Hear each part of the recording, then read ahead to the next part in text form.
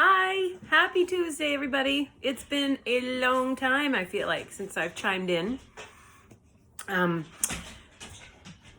It's pretty nice out over here for the first time in a long time. So there's a lot of outside, people are outside, hopefully being safe still, because I think let's not get crazy. So it is like a pasta salad, some sort of sandwich wrap kind of dinner night, I think, tonight. Try to avoid using the stove. So I want to share an interesting story with you guys, because we have been talking a lot about racism, because it's become, racism and privilege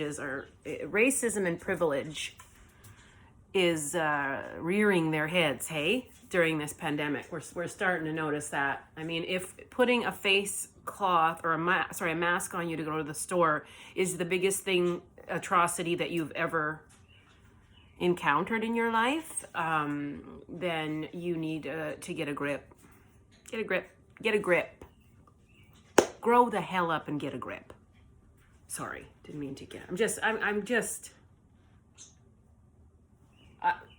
Oh my God, I saw a picture yesterday. Somebody actually decided this was a good decision. This white woman standing there, totally one of these protesters. Cannot even say it without rolling my eyes. Like, where were you when a young black man was gunned down for no apparent reason? Where was your protest? No, not protest worthy. Anyways, so she had made this sign. Like, she actually made this sign in her home and then left the house with it. It had a picture of a black man in slave time with one of those god-awful, medieval, disgusting torture-type masks on his face, on his mouth. That's the picture she put on her poster. And then it said something like, "We are not dogs or slaves. We shouldn't have to wear masks." We are not dogs or slaves. Now, I'm assuming she lives on her own, because nobody stopped her when she left the house with that sign. So yeah, privilege, racism, pandemic.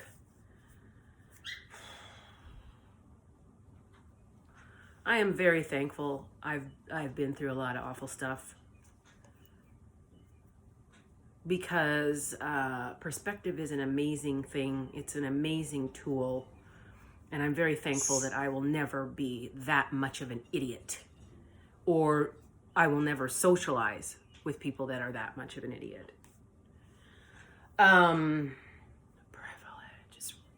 I used to be able to stomach the Housewives shows. I found them humorous, actually. I found their petty nonsense very funny. Whose yacht are we going to have a party on? Let's fight about that for 5 different episodes. That was hilarious to me. Can't stomach save my life now. Can't stomach it to save my life now. If I hear them crying in the background about like the most petty, privileged type garbage, I can't do it anymore. If there's one thing this pandemic has done, it's changed my taste in what I find is entertainment. Like, I've rewatched the It Crowd. You honestly, if you have not seen that, tune in. You'll laugh your head right off. Moss is he's hysterical. And I just find that I'd rather have a giggle with some good humor, or watch something meaningful or a nice documentary, than I want to sit there and watch those women.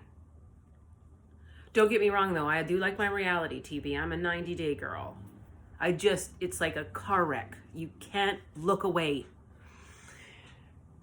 Anyways, so thanks everybody that are keeping up the good fight and starting to, open up the door for conversation, because racism is rearing its ugly head real bad during this time. It always is there, but it's well, I discussed the sign lady with you. Monster headache there. But I want to share a quick story with you, and then I'll play some Ode to Joy.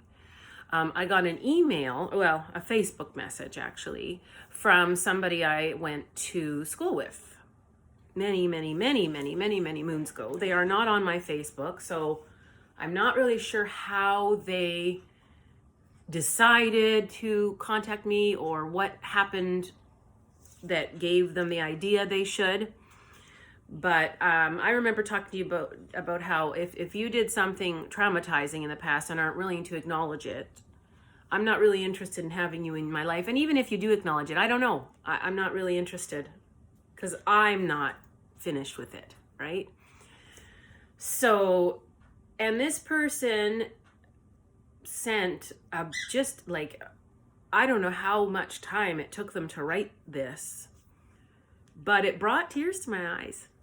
And I'm not gonna, at one point in high school, they had used racial, they had called me the N-word.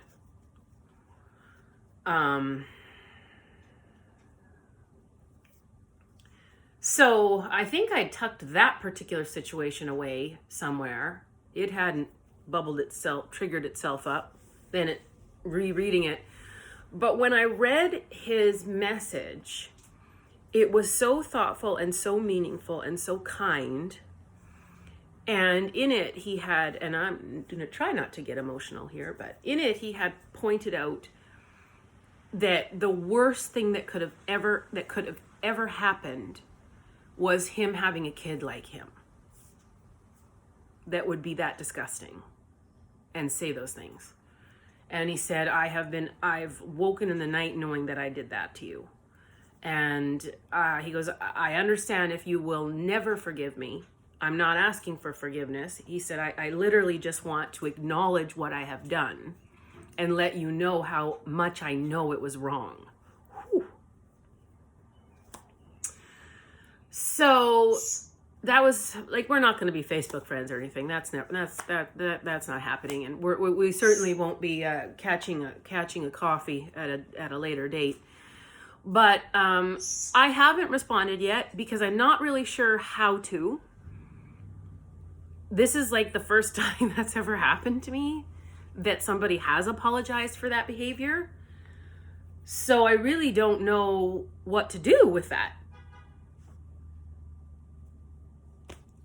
I've had people apologize on behalf of, but I've never had someone directly apologize and acknowledge and admit what they've done, and even if it's the most awful thing. So I'll let you guys know when I do and what I say, but curious to know what you would think you would do, hey? If you want to let me know, I'd like to know. All right, Ode to Joy.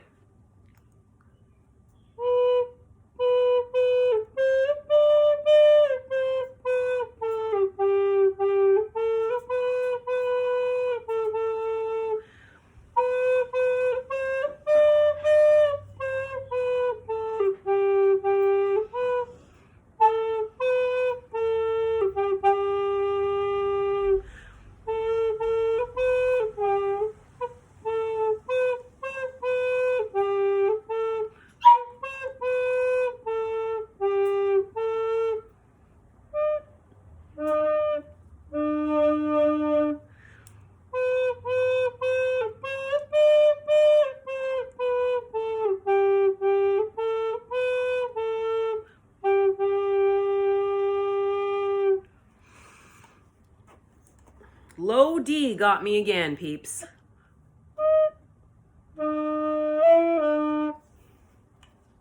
I'll get there. Anyways, I hope it's sunny where you are. And I'll catch you on the flip side.